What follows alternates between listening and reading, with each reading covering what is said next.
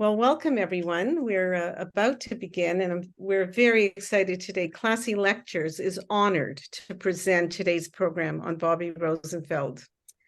We would like to thank Adat Israel and Beth Tikva Synagogues for partnering with us today, and to all of their members who joined us today. Thank you. This program would not be happening today if it was not for Rochelle Thompson. Rochelle is a member of Beth Tikva. Most important about Rochelle is that she is the niece of Bobbie. Rochelle's mother, Gert, was Bobbie's sister. Rochelle, I know you're there, so thank you for bringing us all together today.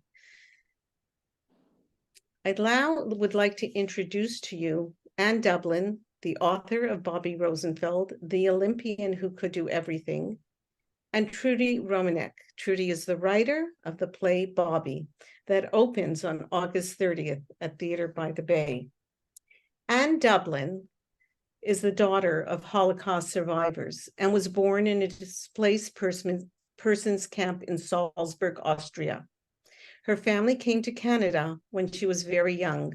She grew up in Toronto and was an elementary school teacher and librarian for over 25 years. She taught in Nairobi, Kingston, Winnipeg, and Toronto, and has won and been nominated for numerous awards, including the Canadian Jewish Literary Award Youth for her last two historical novels. And there's so much more about you that I could say. And I know you have a great website. So for all of you who want to know more about Anne Dublin, visit her website. Trudy lives in Barrie, Ontario.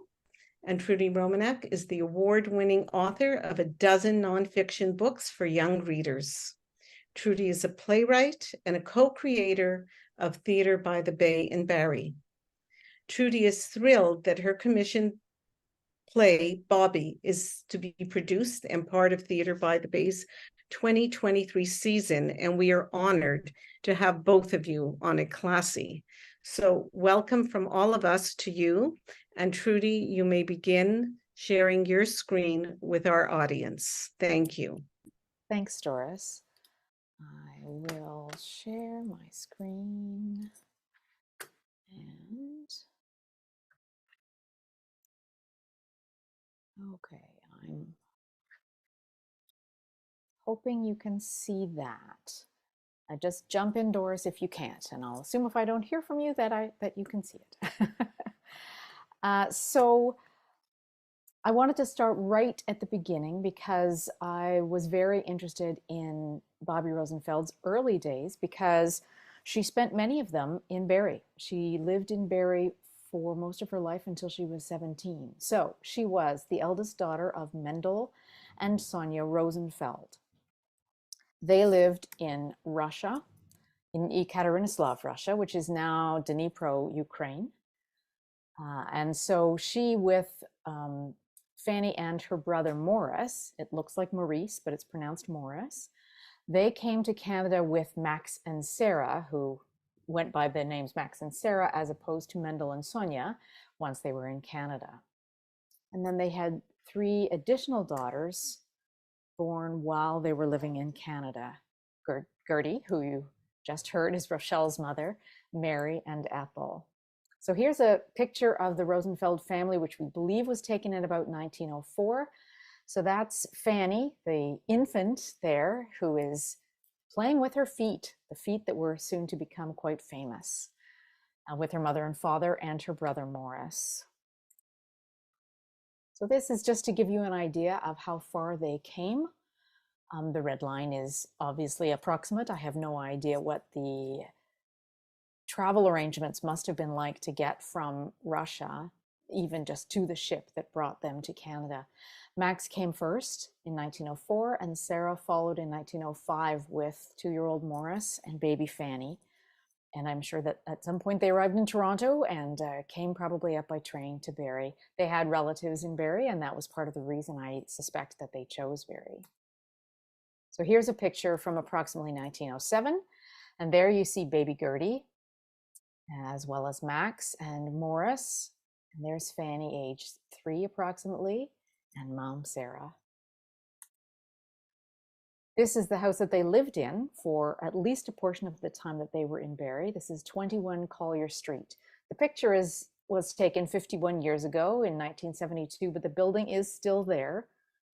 It said that the Rosenfelds had a sign out front that said antiques for sale, and then another sign at the back that said junk bought here. And as of this month, as of today, that house still stands on that spot in Barrie.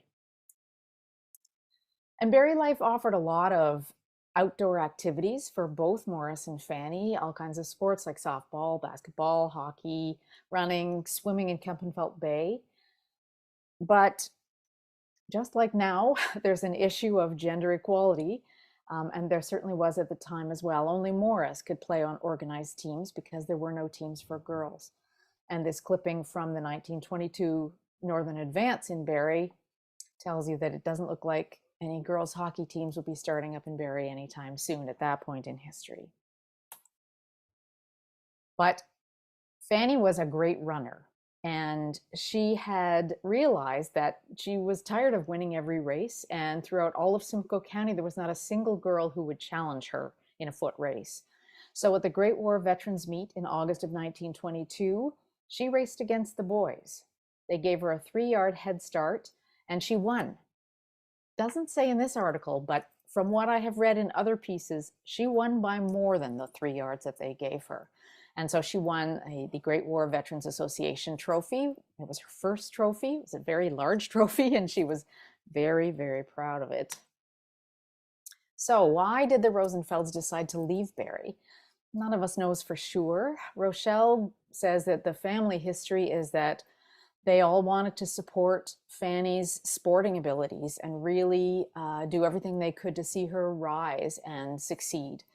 So they by moving to Toronto, they allowed Fanny to take one last year of high school at Harbour Collegiate. She sort of repeated a year in order to do that because they had a wonderful athletics program. They also had a growing family of 7, and they may have needed more room.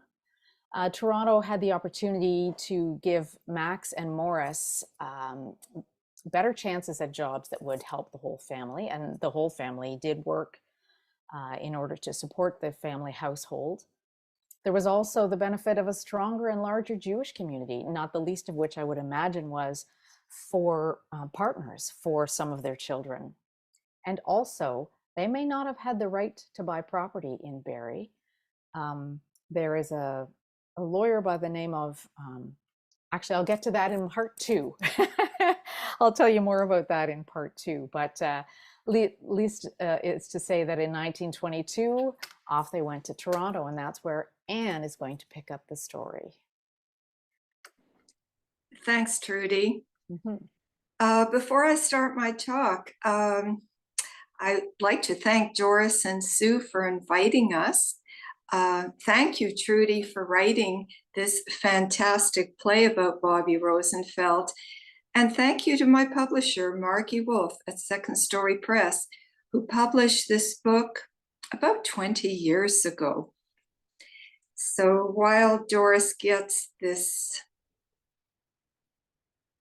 PowerPoint up, let's start at the beginning. Here's the cover of my book. Bobbie Rosenfeld, the Olympian who could do everything. And in my part of the talk, I hope I'll explain to you why it was everything, except, not in the title, she was not a swimmer. All right, next, please. So as Trudy says, the Rosenfeld family moved to Toronto in 1922. Next, please. If you look at the top right-hand corner, you'll see a photo that I took of their house on 496 Markham Street, very close to what used to be Mirvish Village. And in the bottom left-hand corner is a more recent photo of that same house. Next, please. And as Trudy said, Bobbie did finish her high school at Harbour Collegiate. She must have loved it because of all the sports teams. And if you know anything about Harvard, you know that they would have an annual Gilbert and Sullivan operetta. They had some very well-known alumni, including Wayne and Schuster. So during Bobbie's final year at Harvard, she participated in a track and field meet at the Canadian National Exhibition. Some people call that the CNE, sometimes it's called the X. Well, that's when Harvard, their women's track and field team, had their first victory. And I wonder why. All right, next, please. So the Rosenfelds lived not that far away from what is known as Kensington Market in Toronto. And I imagine Sarah Rosenfeld, with 1 or 2 or 3 of her daughters, used to go to the market. I remember when I was a child going with my mother to Kensington Market, and she would pick a plump chicken, and it would be taken to the back of the store where it was slaughtered in a kosher way and plucked, and we would have that chicken for Friday night dinner. Next, please. Well, in 1922, the year when the Rosenfelds moved to Toronto, a new Jewish school, a Talmud Torah, was built on Brunswick Avenue. Now, right beside that Jewish school, if you see the smaller building, you might see the letters YMHA. That stands for Young Men's Hebrew Association. And that opened up a whole new world for Jewish youth to participate in sports. Well, Bobbie jumped right in, and one of the first sports she participated in was basketball. Next, please. Here's Bobbie in her Y uniform for basketball, and you'll see the letters YMHA. It was only later that it was changed to YWHA for women. Well, in 1923, Bobbie's Y basketball team won the Toronto and later the Ontario Championship. They were beaten only by a team called the Edmonton Grads, who was phenomenal and won most of their games. That was for the Canadian playoffs. Next, please. Well, Bobbie was getting more and more serious about running. As Trudy mentioned, she was a fantastic runner, especially sprinting the shorter distances. In this photo, she's standing with her teammates after they won the relay race at the X in 1923. So going left to right, you can see Bobbie, Myrtle Cook, remember her name, Grace Conacher, and Rosa Gross. Now, in those days, girls didn't have anything fancy for athletic clothes. In fact, Bobbie often joked about the clothing she had to wear. She once said she borrowed a pair of swimming trunks from her brother and just wore any t-shirt she could find. But in spite of these rather inadequate clothes, these girls were amazing runners and did very well. Next, please. Well, Rosa and Bobbie did so well that in the 100-yard race during athletic day at the X, they kept winning the event, the 100-yard race. So between 1923 and 1926, each girl won the event twice.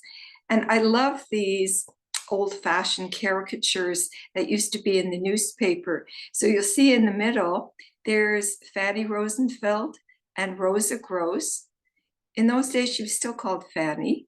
And in the top right-hand corner, ladies swimming race. And the bottom, the ladies war canoe race. And going around a little bit more clockwise, playing baseball. Well, I think the girls played softball really, but I don't want to quibble. Next, please.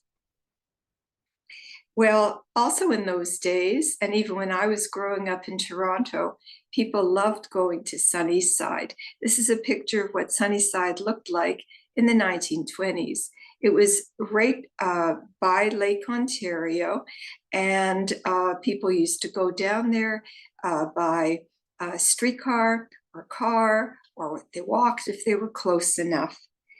Next, please.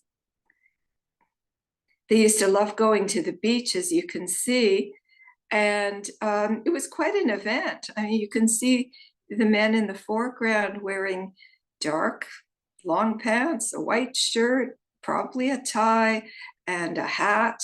So it was great fun in the summer. Next, please.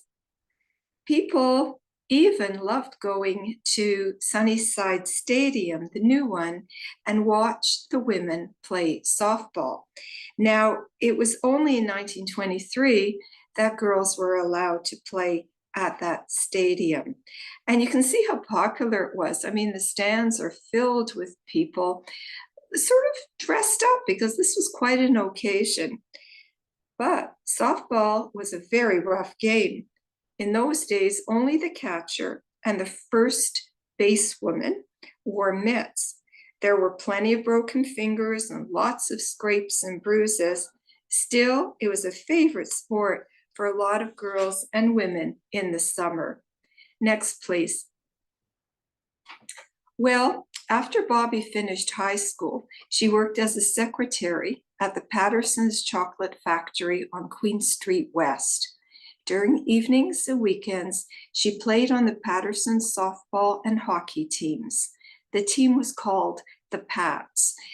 I should say that in those days, a lot of businesses sponsored sports teams.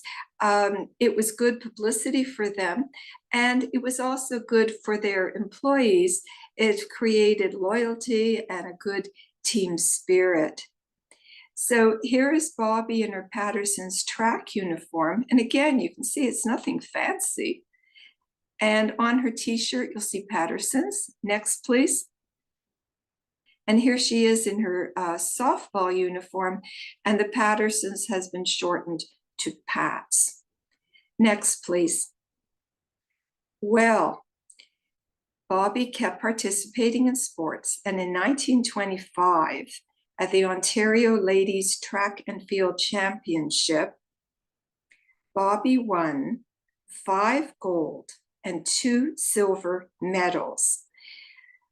Her team had only 3 members, but Bobbie won all the prizes for her team. And what was even more amazing was that she'd never competed or been coached in the field events. And when I say the field events, I mean the discus, the shot put, and the javelin. People couldn't get over what a wonderful athlete she was. For the rest of her life, whenever someone asked Bobbie for her autograph, she signed it, just a natural, Bobbie. Next, please. Well, after that amazing achievement, Bobbie got her own caricature, and you can see by this time she's called Bobbie, and she's dropped the fanny bit. So if you start at the top left-hand corner, it says she was born in Barrie in 1904. Well, nobody's perfect. There's a mistake. She was educated at Barrie Collegiate. Her coach was Walter Knox for a time. There she is playing hockey and baseball and running and playing basketball. And in the very bottom left-hand corner, you'll see her working at her office job. Now, I want to say that when an interviewer asked Bobbie, what is your favorite sport? She always said it was hockey. And I am sure if Bobbie were alive today and playing sports, she would be on Canadian women's Olympic hockey team. Next, please. Here is a photo of Bobbie after the Ontario Track and Field Championships with all her medals and her trophies. And you see, here's the Patterson's t-shirt yet again. Next, please. And here is a special case that Max Rosenfeld built for her medals. In the middle, you'll see the 2 Olympic medals, and we'll talk about that in a couple minutes. Doris, by the way, can you see me all right? Okay, I hope so. Here we go. So Bobbie was getting ready for tougher competition. In just a few years, in 1928, she would face her biggest challenge, the Summer Olympics of 1928. Next, please. Here's a photo of Pierre de Coubertin. He was the founder of the modern Olympics. And there was a lot of controversy about whether women should participate at the Olympics in track and field. I'm going to just read a very short excerpt from my book. The 1928 Olympics marked the first time women were allowed to compete in track and field. They had competed in other Olympic events in the past, such as swimming, sailing, and fencing, but track and field competitions were still thought to be too strenuous. Next, please. Baron Pierre de Coubertin, the man who started the modern Olympics in 1896, didn't believe women should compete at the Olympics in any sport. He once said, and I quote, "I personally am against the participation of women in public competitions. At the Olympic Games, their primary role should be like in the ancient tournaments, the crowning of the male victors with laurels." End of quote. A lot of people agreed with him. Educators, doctors, and lawmakers, mostly male, still believed that women were fragile, if not inferior. A lot of women were ready to prove that they were wrong. Next, please. Well, the tryouts took place in Halifax, and the Canadian women athletes were chosen. It was the first time, as I said, that women would be able to participate in track and field events. So going from left to right, you'll see the team. Jean Thompson, Ethel Smith, there's Bobbie, the third from the left. Stooping down, ready to take off is Myrtle Cook, then Ethel Catherwood, Jane Bell, and Alex Gibb is the manager on the very right-hand side, and the inset is the chaperone, because of course the girls had to have a chaperone to make sure that they behaved themselves. Next, please. Here's an old photo of some of the team on the platform on the train, ready to leave Union Station in Toronto.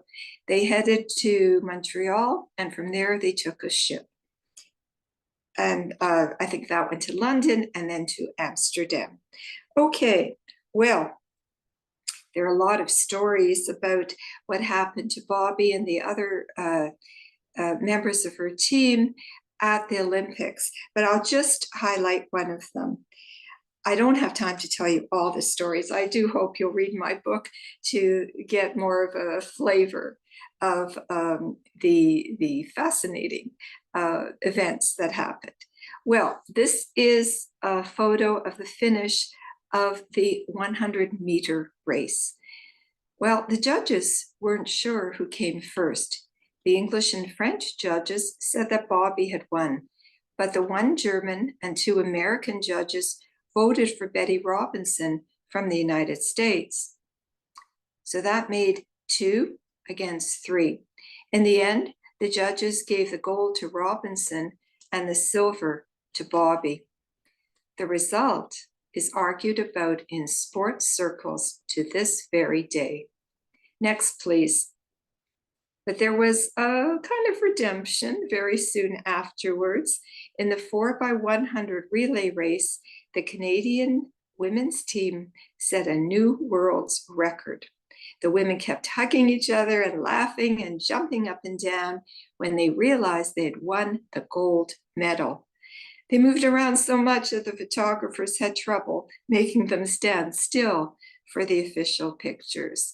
And here is one of them, and Bobbie is on the very right-hand side.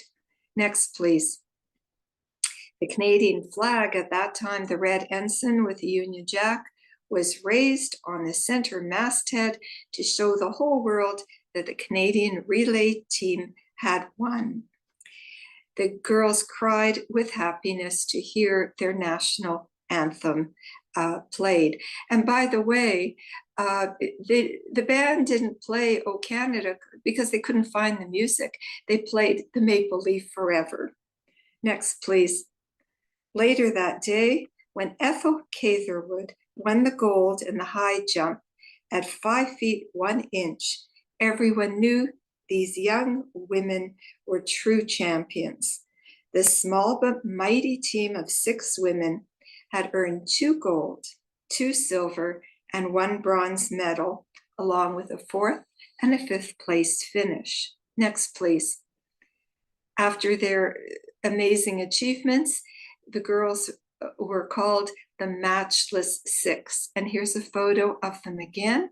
And you'll see Bobbie right next to the chaperone. Doris, could you go back, please? Thank you. So as for Bobbie, she earned 13 points, more points than any other competitor, man or woman, at the 1928 Olympics. Next, please. And here's, forward. There we go. Here's a photo of the front of her 2 Olympic medals. Thanks to Josh Berman for these photos. And the next, please. This is the back of those medals. Well, next, please. You can imagine when the team came back to Toronto on August 28th, a crowd of more than 200,000 fans greeted them. That was almost 1/3 of the city's population at the time. And when they arrived, people started cheering and throwing their hats up in the air, and everyone wanted to shake hands with the girls. There was a 4-mile-long parade from Union Station to Sunnyside, and a lot of dignitaries gave speeches, and each woman received a gift, a silver tea set from the city. Next, please. Well, that wasn't all. The Junior Council of Jewish Women honored Bobbie with a fancy tea party at the King Edward Hotel in Toronto. More than 100 of Bobbie's friends and admirers attended the celebration. And what's more, they gave Bobbie a car. I mean, that was like an extraordinary luxury for a working woman in those days. So I just want to digress a little bit. One of the reasons I love speaking to groups is because I keep learning new things about the stories that I've told. And a number of years ago, I was speaking to a group in East York in Toronto. And at the end of the Q&A, a man raised his hand and he said, "You know, my dad used to work at the factory here in East York that made that Durant coupe." And I was amazed because I didn't know that there was actually a car factory here in Toronto. So there we go. Next, please. Well, what happened after the Olympics? Very sadly, within a year, Bobbie came down with a serious case of arthritis. In those days, there were very few treatments to help people deal with the pain. In fact, one doctor was ready to amputate Bobbie's foot. Luckily, Bobbie and a few other people disagreed. Instead, Bobbie's mother, Sarah, nursed her back to health. Bobbie even played in some sports for a few years afterwards. Here's a photo of her on the team in March 1935 when the basketball team won the championship in Toronto. And I wonder if you can find Bobbie in this photo. I actually love it. When I was doing research for the book, I interviewed a lady who was on this team. So if you haven't guessed, Bobbie is the third young woman from the left. And she was the captain of the team. Next, please. Unfortunately, by 1935, Bobbie's active participation in sports was over. However, she did try her hand at coaching. It was a depression and very few jobs were available. She did coach this young woman, Irene Story Weber, who became a Canadian champion sprinter in the 1930s.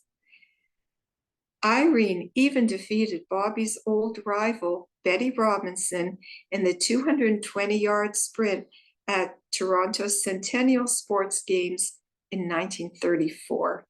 I'm sure that Bobbie felt wonderful about that. Next, please. In 1937, Bobbie began writing a sports column for the Toronto Globe and Mail. It was called Feminine Sports Reel and eventually just Sports Reel. Next, please. She would write this column for the next 20 years. She covered all kinds of sports, but focused on women's sports. And I just want to read the first paragraph to you so you get a taste of what her writing style was like. This afternoon, Ontario's feminine sport warriors, they of the track and field variety, will be stepping sprightly up and down the runways, anxiously awaiting the starter's call of "On your mark" at Beaches Stadium.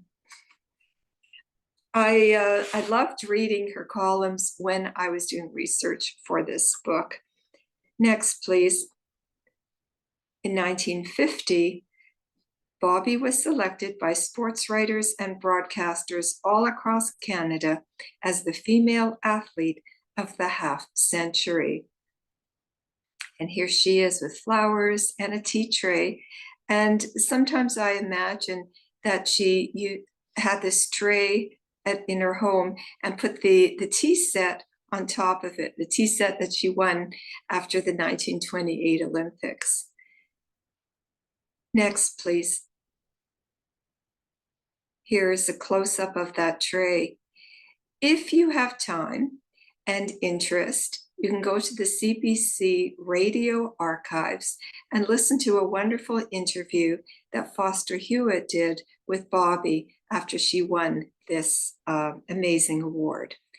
And there were more awards to come. Next, please. I'll just go through these fast. Mort Levy gave Bobbie an illuminated scroll on behalf of the Ontario Jewish community in 1951. Next, please. In 1955, Bobbie was given the honor of being inducted into Canada's Sports Hall of Fame. And I love this photo of her looking at the older photo after she won the Ontario Track and Field Championship. Next, please. In 1961, the Canadian Hockey Hall of Fame opened, and here's a photo of Bobbie with Charlie Conacher, and they're looking at a painting of Bobbie, and behind Charlie's head, you can see a painting of Lionel Conacher, Charlie's brother, who was the male athlete of Canada's half century. Next, please. Well, early on the morning of November 14, 1969, Bobbie died peacefully in her sleep. She was 65 years old. Bobbie is buried in the Hebrew Men of England section of Lambton Mills Cemetery in the West End of Toronto. There are a couple of things I want you to notice about this gravestone. First, that Bobbie's Hebrew name was Firma Tzippa. I love that.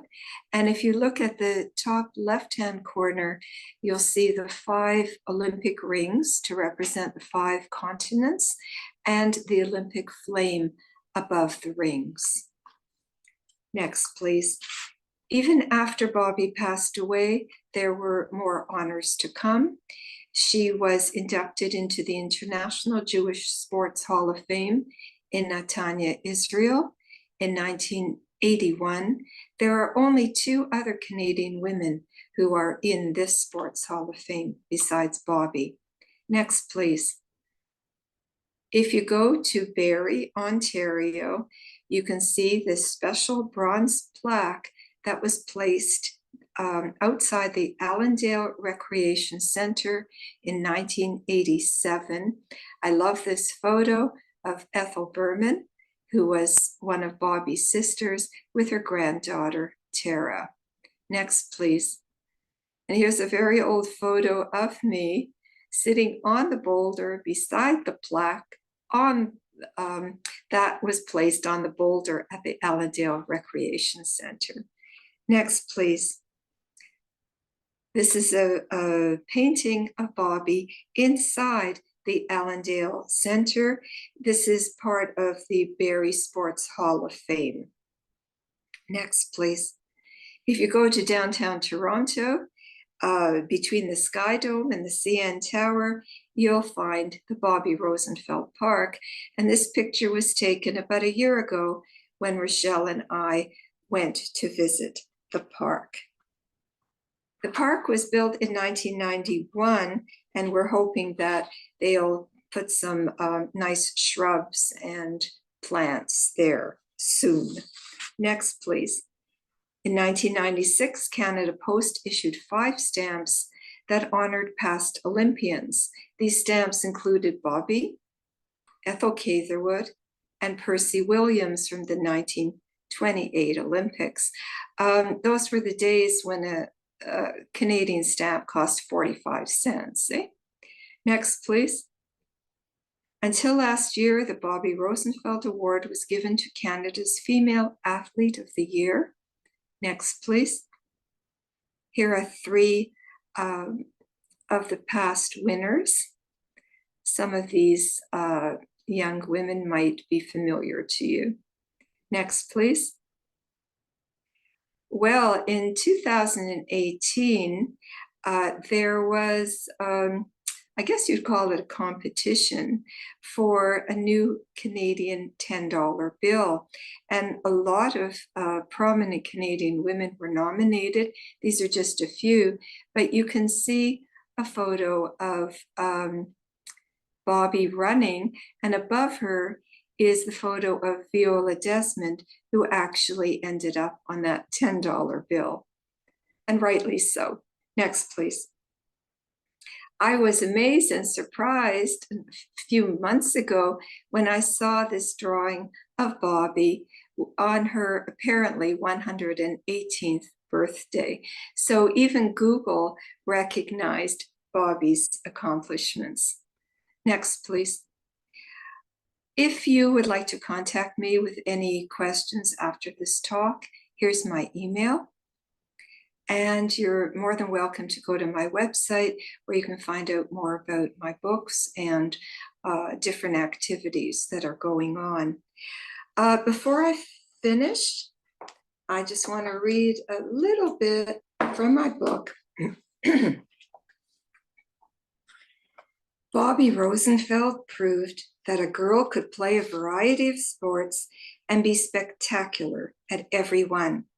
At the 1928 Olympics, she demonstrated that she could play hard and still play fairly. Later, she showed that even when she couldn't compete anymore, she could still take her love of sports and use it in a positive way. As a strong advocate for women's sports, Bobbie helped make it possible for young women to actively participate today. Having set the example in the 1928 Olympics, Bobbie Rosenfeld left a lasting legacy. Thank you very much. Thank you, Anne, and Trudy will come back on right now.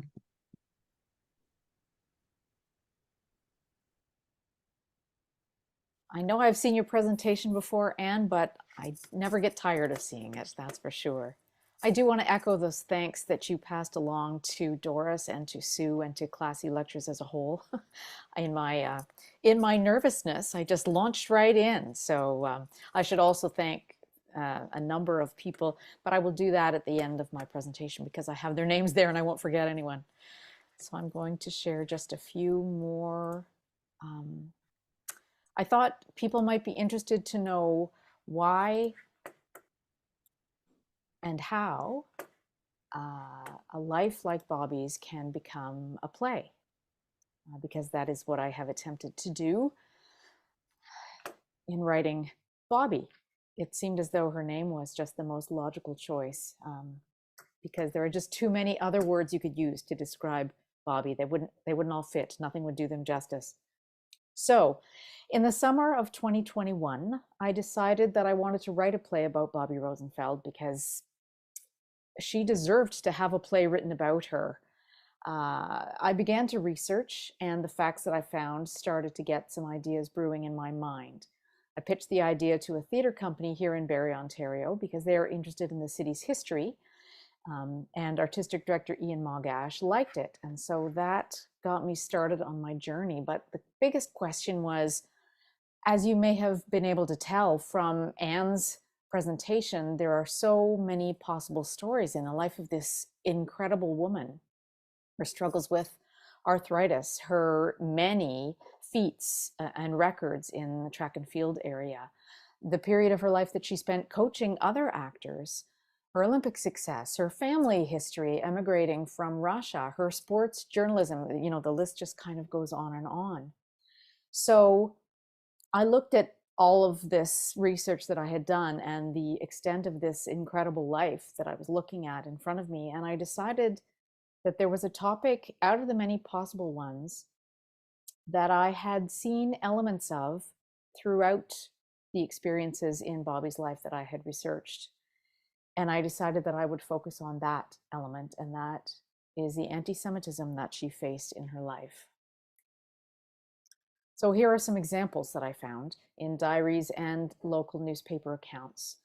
You might have noticed that I mentioned that the ability to buy property may have been a reason that the Rosenfelds moved to Toronto, and that comes in here. So first of all, I read about the pogroms that had taken place in Russia and in Europe in the late 1800s and early 1900s, because they left in 1904/05. So they were experiencing some of those periods of violence, and that was undoubtedly a main reason for them to flee. I also read first-person accounts of those pogroms, and also just of attitudes in Europe as a whole toward Jewish people. I read about another Rosenfeld's experience in Barrie just by looking at the papers. There was an Abram Rosenfeld who was here. He seems to have been the first Rosenfeld in Barrie. I believe he might have been a relative, but I haven't quite traced that part of the family tree yet. And I read the attitudes that were expressed in the Barrie papers when writing about the Rosenfelds, both Abraham and also Velvel, or William, who was Bobbie's Bobbie's uncle, Max's brother, who came to Barrie before Max and Sarah Rosenfeld did. And the attitudes in the newspapers were interesting, subtle, but hard to ignore. And then, of course, the attitude toward Jews in general. I did some researching about that. There were also comments in the newspaper about Fanny herself as a student. There was one teacher who said, well, she wasn't much of a student. She was more of an athlete than a student. But when I looked at her student record, she got honors almost all the way through elementary and high school. And when she wrote her exams to go from elementary school into high school, she was 8th in the region. She had the 8th highest mark. So I call that a pretty good student. And so in terms of the property purchasing, there is a term called restrictive covenant. And that, thanks to Marshall Green for telling me about this, that refers to terms within a deed that restrict the owner from selling their property to someone considered less desirable in the area. And as I understand it from Marshall, it seems that the land around Simcoe County was considered to be pretty choice land. And so he has encountered at least one deed that had a restrictive covenant on it that said Jews cannot purchase this property, basically. So those kinds of restrictive covenants on deeds, as well as just the attitudes, may have prevented them, the Rosenfelds, as a Jewish family, from buying property in Barrie. And I also read the select reporting when Bobbie was at the Olympics. You would think that it would all be glowing praise, and unfortunately it was not. So I'll just launch into a little more detail on some of these things. So here's a report in a Barrie paper about an encounter that Max Rosenfeld had. So I'll summarize. He bought a horse and cart from a man. The man said that he was the owner of the horse and cart. So they made their purchase. They made their exchange of money for horse and cart. But Max later wondered if maybe the man was not actually the rightful owner. So he investigated and discovered that his hunch was correct. It was the man's father who actually owned the horse and cart. So negotiations then ensued to try to get money and property back in the right people's hands, but the newspaper reported the whole story as though Max and Sarah had been the ones at fault, reporting that they had been charged and convicted of stealing this horse and cart.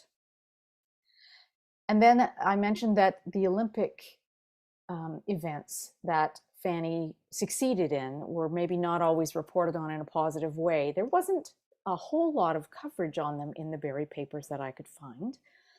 But I do need to tell you that Anne mentioned that there was a 4th and 5th place finish for the Canadian women's team. And those occurred in the 800-meter race. Jean Thompson, who was in one of the pictures that Anne showed you, was a young 17-year-old runner from Penetang, which is a small town further north from Barrie in Ontario. And she was only 17, very little experience. She had not come down to Toronto to train with anyone or compete against anyone. So the Olympics was a pretty big deal for her. And unfortunately, she strained a leg muscle as she was training while they were in Amsterdam. And she had to have a week's bed rest, which really set her back. And she was already so stressed.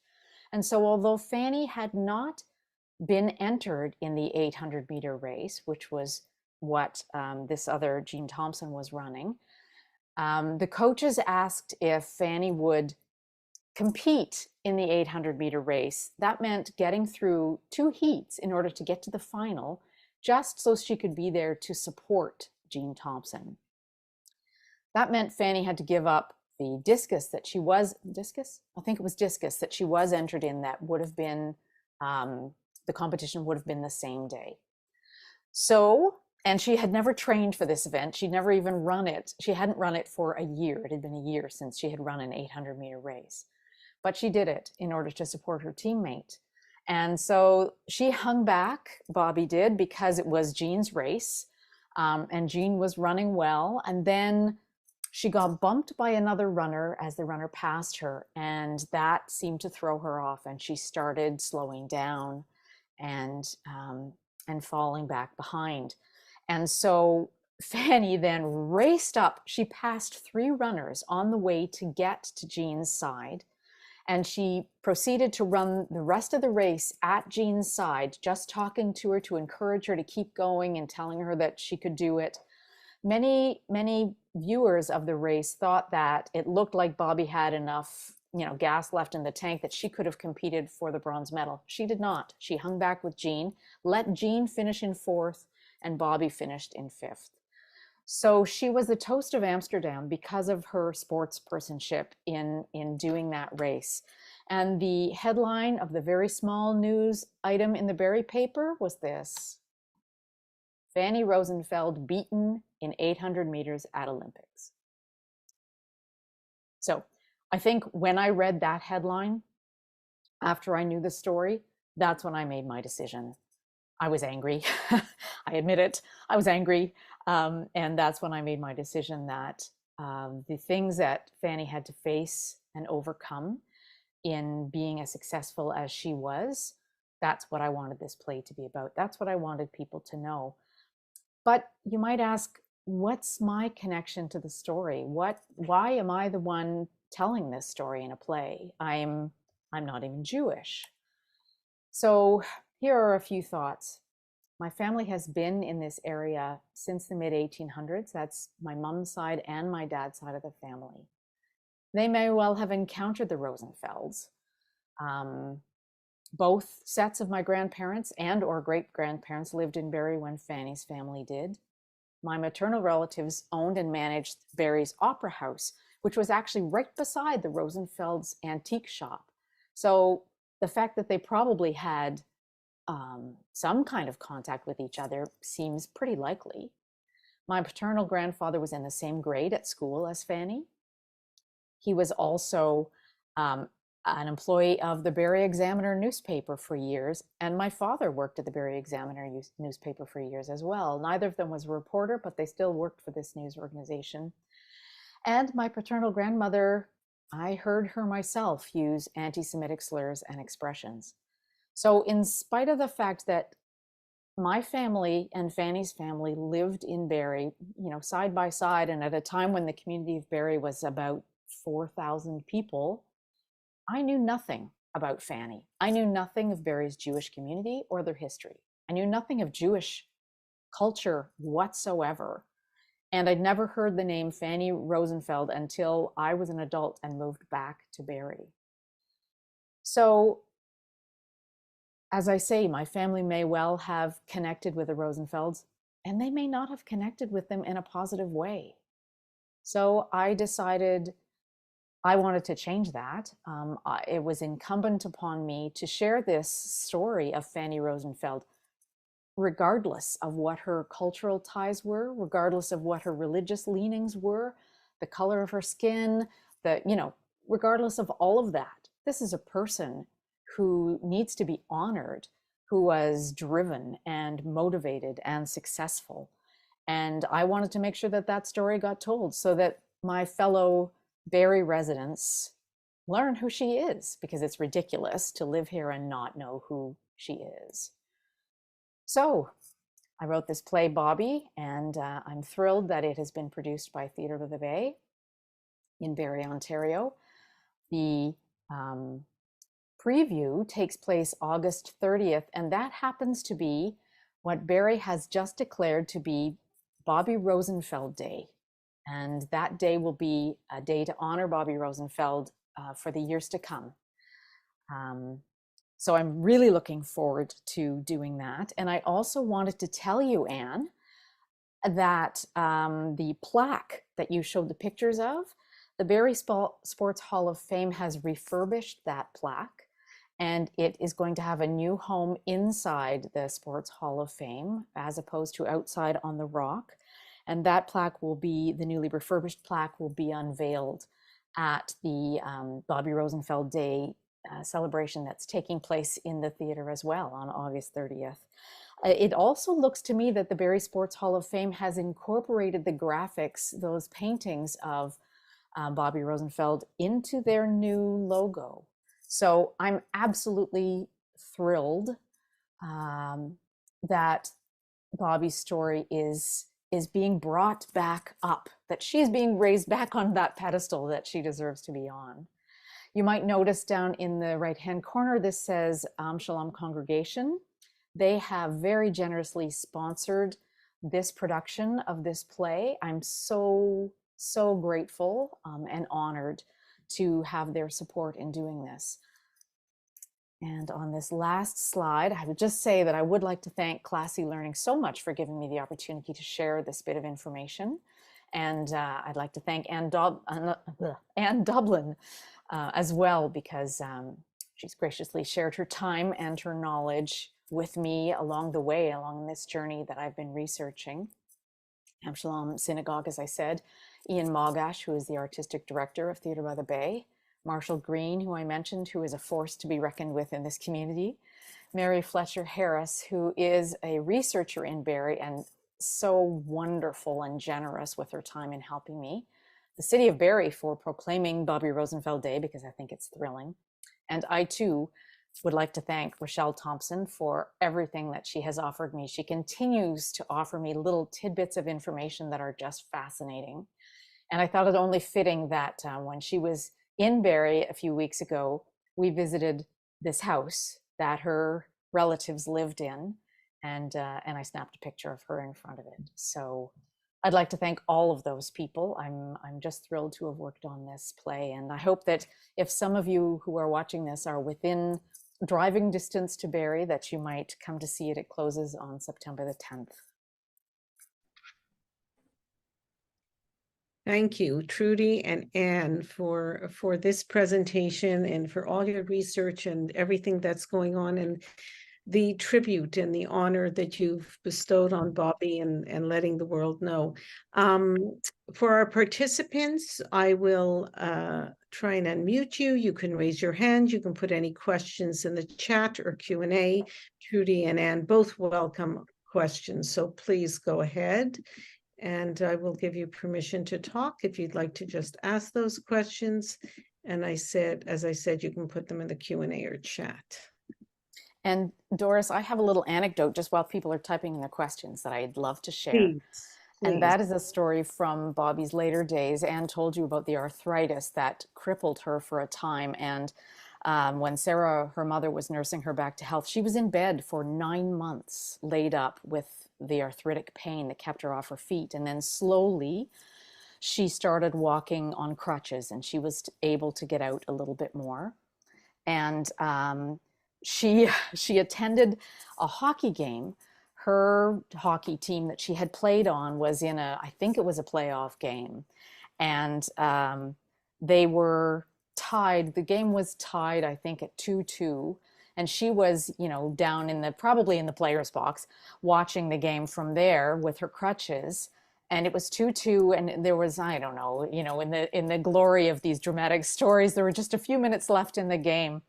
And she threw down her crutches, borrowed someone's skates, picked up a borrowed hockey stick, and went out on the ice as a sub and scored the winning goal. Yeah.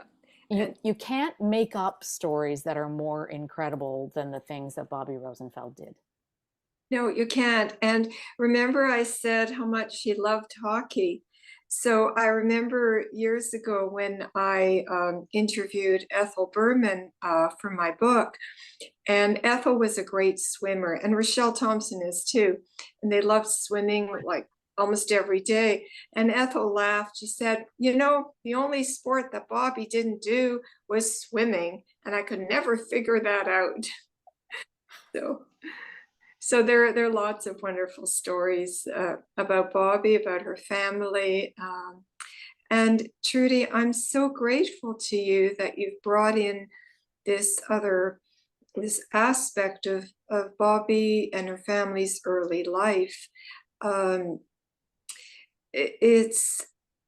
Actually, you found out a lot of things that I never knew about, because I was focusing on Bobbie's athletic accomplishments rather than so much her early life in Barrie. So it's like you've filled in a lot of the holes, and I'm really grateful. Well, I'm very glad, but as I say, your book was the first place I started when I began researching for this play. So I'm, in return, very grateful for all of that ground that you covered, because it was so wonderful to have the successes of her career encapsulated all in one place, because you're the only person who has ever written just about Bobbie. So your book is just a treasure trove of information. Well, and when I went to my publisher, to Marky Wolf, with this idea, I want to write about Bobbie Rosenfeld, she said to me, Anne, I've been looking for someone to write about her, and you're it. So it was just sort of such a happy coincidence, and such a wonderful experience. And it's not that I was that interested in sports. I wasn't. But it was, Bobbie's story had not been told, I felt, and I really wanted to tell it. I wanted really to shout it from the rooftops about what an amazing, not just an athlete, but a mensch, a real solid, giving person. And I'm so glad you told that story about the 100-meter race, because that just exemplified her character and her compassion, her generosity, her sportsmanship. Yeah. And in Trudy, Rochelle Thompson would like to talk, and I think everyone would be very excited to hear what she has to say. Rochelle, go ahead. Well, I'm not sure I have to say anything that dramatic. I just really wanted to thank you all very much, Anne and Trudy and Sue and Doris, for putting this on and bringing my family history to light and giving Bobbie some of the honor, which I really have always thought she deserves. So thank you very much. And it's also interesting. I found out some things about my family history because of Trudy's research. So this has been a lovely experience. And I thought that you were going to say that I left out the end of that story, Rochelle. So I better finish the story about the hockey game. And that is that when Bobbie scored the goal and won the game, she said to everyone, the newspaper people, "Don't tell my mom; she'll be really mad." Sorry about that, guys. Someone must have their I know who it is. We're going to mute that person. There we go. Okay, so wonderful. If anyone has any questions for Rochelle, please don't be shy. Put them in the chat or the Q&A. I'm sure she would like to answer them. Oh, and how does Sarah find out about that hockey game? She found out about it from the newspaper, right, Trudy? Yeah. Trudy, you're on mute. I believe so. Yeah. Yeah. But it wouldn't have been the first time. I think, as Rochelle, I believe Rochelle said when we did our last presentation that she was at in person, that she kept her mother on her toes with all of her running around. Her mother didn't like to see her straining and not being ladylike. So I found, looking at the photographs, sort of this transformation as she became older of this such an elegant woman, and how she styled herself. And I had asked Rochelle that question. I said, what was she like? And she said she was quite the dresser and a lady, really a lady. So interesting to see. Yeah, I think she, Rochelle, you can correct me if I'm wrong, but I think she felt that in a way she was representing the Jewish community. And all the photos I've seen of her, even one where she was doing some announcing at the X one year, every photo, her hair is just so makeup, her dress or her suit, the jewelry, she really seemed to be aware of her public persona, if I can say that. I'm sure at home she was much more casual, but when she was out in public, well, and also because she was a journalist, so she knew that people would be looking at her perhaps in a more critical way than your average person. We do have a question. Will the play be coming to a theater in Toronto? That's an excellent question. I am very hopeful that it will. The theater industry works in interesting ways, especially now that we're past the pandemic, which was very, very hard for a lot of theater companies, as you can imagine, because they couldn't perform in the traditional way. So there are people who are coming to see this play in Barrie who we're hoping might pick it up at a theater in Toronto. I just can't answer that question until after they've seen it. So cross your fingers that they like it. Another question regarding Bobbie's personal life. Did she have any suitors? Now, I believe that Rochelle told me that there was a suitor when she was at the Olympics, or as a result of having been at the Olympics, a young man that she was very interested in, but he was not Jewish. And so that was not an acceptable suitor in her family's eyes, or perhaps she just didn't feel that she wanted to put her family in the position of having to say yay or nay. I'm not sure, but in any case, she did never marry. Trudy, would you like to tell people about the extra events around the play? Sure, sure. That's a good idea, Anne. So the play, as I said, previews on August 30th. It opens on August 31st. And then on the first Saturday of that run, there will be a matinee at 2 as well as a show in the evening. But after the matinee at 2, we'll be having a historical panel, which Anne will be on and Rochelle will be on, and also Bruce Kidd, who is a former Canadian Olympian and sports historian, who has lots of interesting information about Bobbie as well. So that's a free event that's happening after the performance on September the 2nd. And then on Sunday, September the 3rd, there's also a matinee that day. And after that day, there will be a Q&A with the director and the cast, as well as me. So those are the two special things that are happening. There's also a bit of an unveiling happening on the preview because it's Bobbie Rosenfeld Day. So that's when the new plaque is being unveiled and that sort of thing. Yeah. Lovely, thank you. Oh, we have, I thought we had another hand up. Let me just double check. No? Well, if there are no other questions, thank you for a wonderful talk today about Bobbie, and for bringing Bobbie to life to Canadians, and hopefully perhaps this play will go to the US and further. So thank you. It looks as though there's one other Oh, yes, now we have a whole, yes. Okay, Marie, would you like to go ahead and speak? You'll have to unmute yourself, Marie, I think, if not. Or Nancy. Nancy, did you want to ask a question? I did. Go ahead. Can you tell me if only people who have tickets for the September 2nd performance can attend the extra talks? I forget what you called it. Yeah. The after.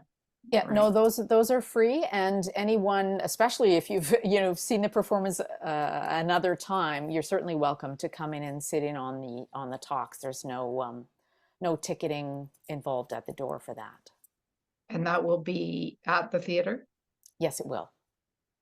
Thank you. You're welcome. I look forward to seeing you. I recognize your voice. That's my sister. All right. Okay, I'm going to try and unmute Marie. She has something she'd like to share with us. Marie, I think you can go ahead. Oh, go ahead, Marie. Can you hear me now? Yes. Great. I just wanted to say two things quickly. Thank you for this. This was wonderful. And my grandson was enjoying it with me, and he will be 12 in January.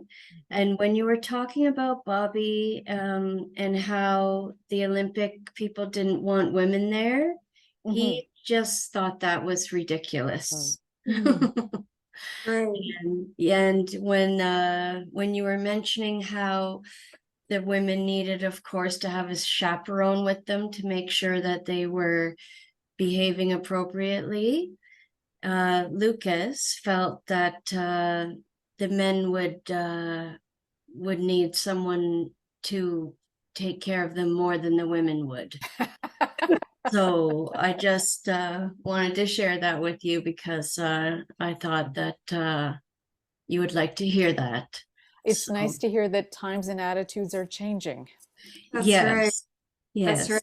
And Thanks, Marie. Thank you. Well, one thing that Trudy didn't have time to mention is that after the 800-meter race, when the young women basically sank down onto the ground because they were so tired, the Olympic officials thought, oh, this race is too hard for these poor young women. And they ended up deciding to eliminate the 800-meter. And it didn't come back, I think, until the 1960s. I mean, it was right. It was for decades that they took that race away, even though at the end of the 800-meter that the men raced, the men also collapsed. I mean, it's a hard race, but they didn't take it away from the men. They just took it away from the women. So it took really decades and decades for women to be more on a par with the men in athletics, and it's still going on today. You see what's going on with the World's Cup, with the Women's World Cup, how they are trying to get some equity. So thank you, Lucas, for bringing that point. You're welcome. Yeah, 800 meters is definitely hard because in school we do it. So you know what it feels like. yeah. Yeah, well, it's really interesting how attitudes, you know, there wasn't as much science that had been done back then, and the men seemed very concerned that women were going to suffer some sort of physiological damage from running. They were very afraid that women would not be able to have children. They would not physically be able to get pregnant and have babies if they ran, which we know now there are plenty of women who have, you know, run around the world a couple of times, probably in the many races that they've had, and they've gone on to have perfectly healthy children. So we've learned a lot. Thank you so much. Thanks, Marie. Yeah. All right, And go ahead. just one more point, and the fact that Bobbie wrote her column for 20 years, and Alexandrine Gibb wrote a similar column in Montreal. I can't remember the paper, it might have been the Montreal Gazette. So they were both really at the forefront of journalism to encourage women and girls to participate in sports. So that made a big difference. It wasn't just that they were athletes themselves. You know, the journalism really helped. For sure. It brought attention to their games, right? Yeah. Well, thank you, Trudy. Thank you, Anne. And I look forward to seeing the play, and I'm hoping a lot of people here now you've piqued their interest and will come out and see it and purchase your book or you know, read it at the library or online. And I think it's a great book for all ages. Wouldn't you say that, Anne? Yeah, for sure. For sure. I mean, I've talked about the book to kids at school and up to older adults, and everyone seems to find something in the book that appeals to them. So thank you for that plug, Doris. You're very welcome. And we have the young man Lucas to testify to that. So again, thank you everyone for joining us. Check out Classy Learning website. We have an incredible fall winter program coming up, and we look forward to seeing all of you soon. Good night, everyone. Thank you. Thanks again, Doris. You're Bye, welcome. Anne. Bye-bye.